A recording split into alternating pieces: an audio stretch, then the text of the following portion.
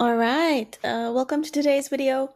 Today we're going to break down something that's super important for anyone sending emails, and that is your sender reputation. The sender reputation, it's a combination of how your servers see you and how your brand is perceived. So it's a combination of your IP reputation and your domain reputation.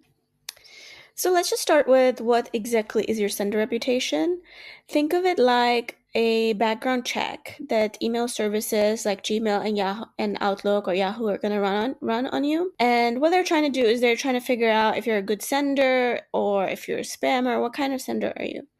And your sender reputation is mainly made up of two main things, like I just said, IP reputation and domain reputation. So your IP is the score for the server you're sending from. So where exactly it is you're sending from. And your domain reputation is all about you as a brand. So think of IP reputation as the reputation of the post office your mail comes from. It's important, but it's technical, and it can even be shared with other senders. So if that post office gets a bad name, you could switch to a different post office and you could change your IP technically, and your IP reputation would change with it. When it comes to your domain, that's like the reputation of your company's actual name on the envelope. It's uniquely yours, it's permanent, and it follows you around no matter which server you send from. So it represents the trust and history you've built with both the users and ISPs over time. So why do we need to care about both? Because ISPs, they use both signals to build a complete picture. A clean IP address gets your email to the ISP's front door, but it's your strong domain reputation that convinces them to actually open the door and deliver the message to the user's inbox.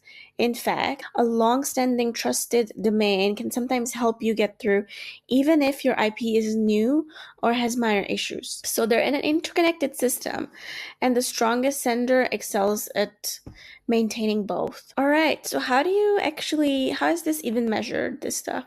So for IP, they're looking at the technical. They're going to focus on certain changes in email volume, how many people mark your emails as spam, and whether the IP is listed on known blacklists, and if it's hitting any spam traps, things like that. For your domain, it's more about your brand's history. So they're going to look at more long-term brand-related signals.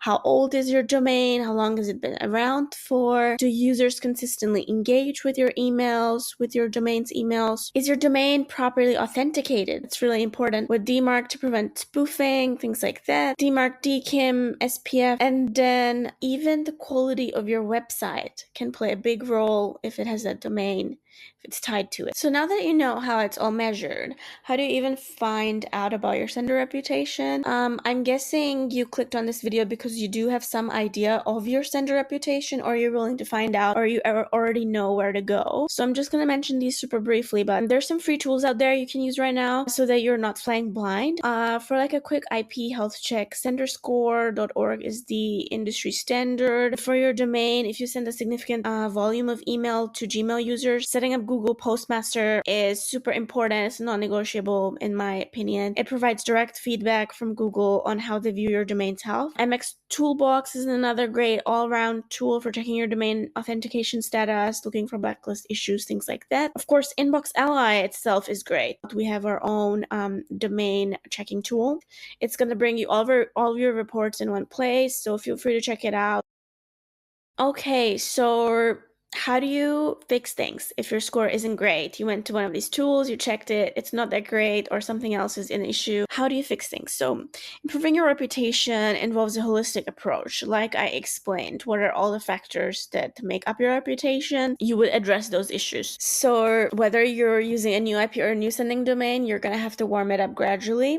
If it is a new one, so increasing your sending volume super gradually, then you can do that through InboxAlly or on your own. Then secondly, properly setting up your SPF, DKIM, things like that. That's what we already talked about. And making sure your messaging is good, your list is good, things like that. Just, super basic things. You're sending out content that people love, you're being a good sender, things like that.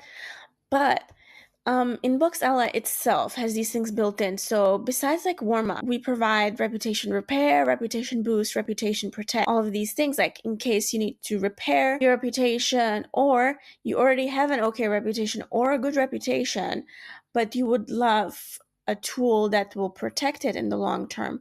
InboxAlly is a great solution. And that's it. I hope you found it helpful. Feel free to check out other how-to videos for more tips. Thank you for using InboxAlly.